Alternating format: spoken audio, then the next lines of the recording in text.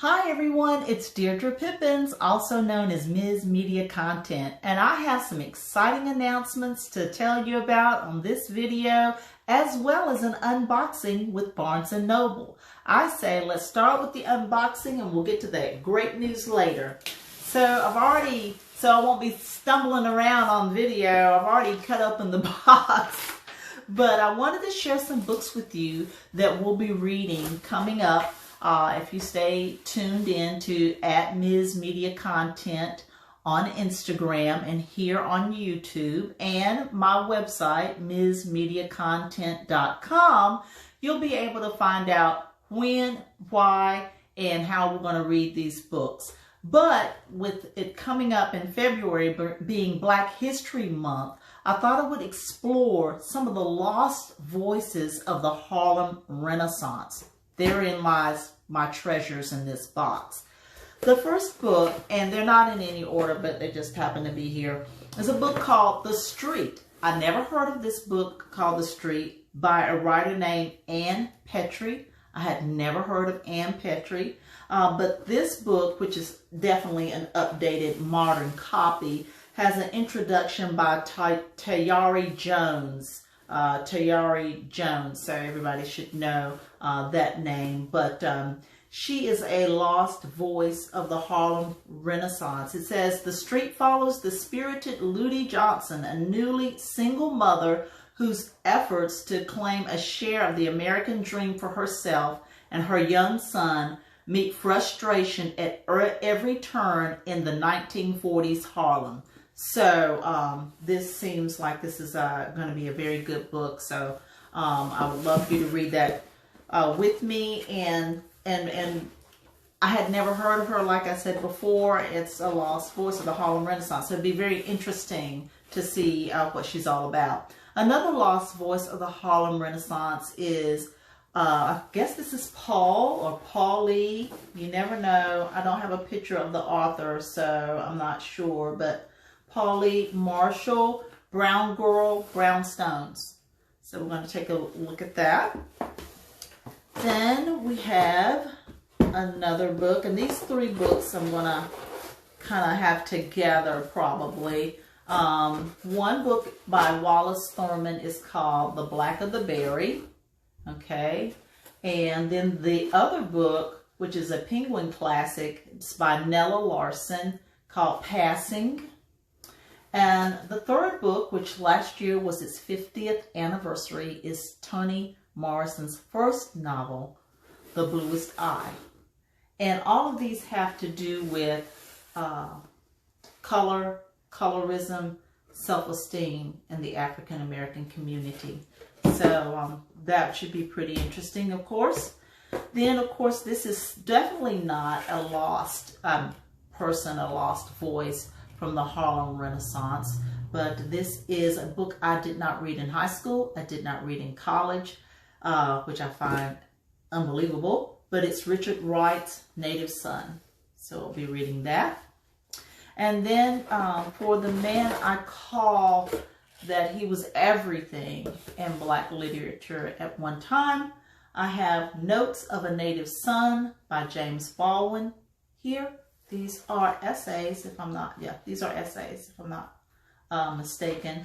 And I also am reading his Go Tell It on the Mountain at this time. And last but not least, this is not an author from the Harlem Renaissance, but it's an author that actually wrote, I guess it's science fiction, and it's called Kindred by Octavia Butler. I've checked this book out before at the library, but I never read it. Sometimes I don't always, am not in the mood. It may be a book that everybody is talking about and think is so great and wonderful, and then I start to read it, and if I'm not in the mood for that particular genre at the time, or if I have other things going on in my life and the book maybe seems a little more difficult than what I'm willing to stand for at the time, you know, I'll put it down.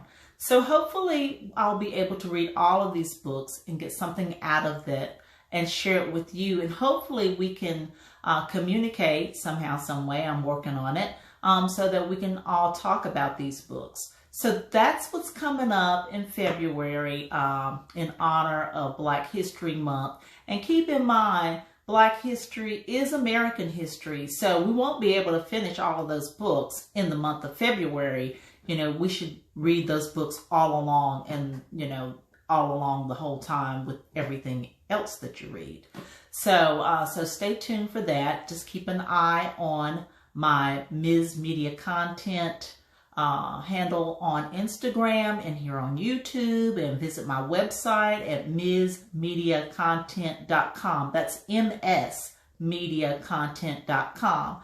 So one of my big announcements is that I've added a second Instagram handle. It's called True Bookaholic.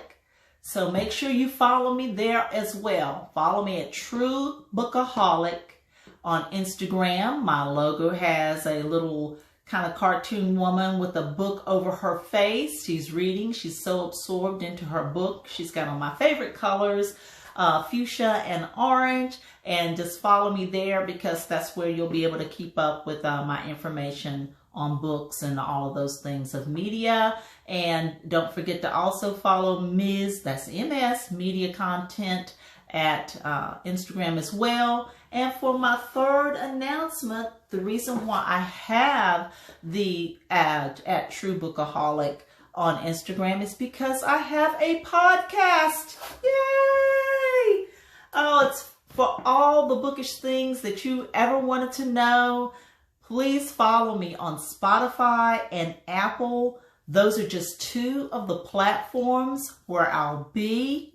And I hope you'll join me weekly. I'll put some information down below about everything that I mentioned in this video, from the books to the handles to the podcast. So I hope you'll be able to follow me there as well. So that's Bookaholics. And again, the logo has a woman reading a book. It's all over her face. She's wearing her bright colors of orange and fuchsia. And so hopefully you will follow me on Spotify and also on the Apple Podcast. And there will be other platforms that I'm on as well. So there you have it. That's a short video, but packed full of excitement.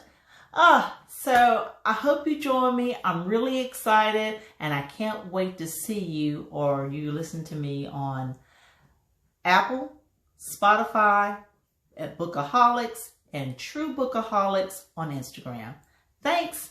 See you in the next one.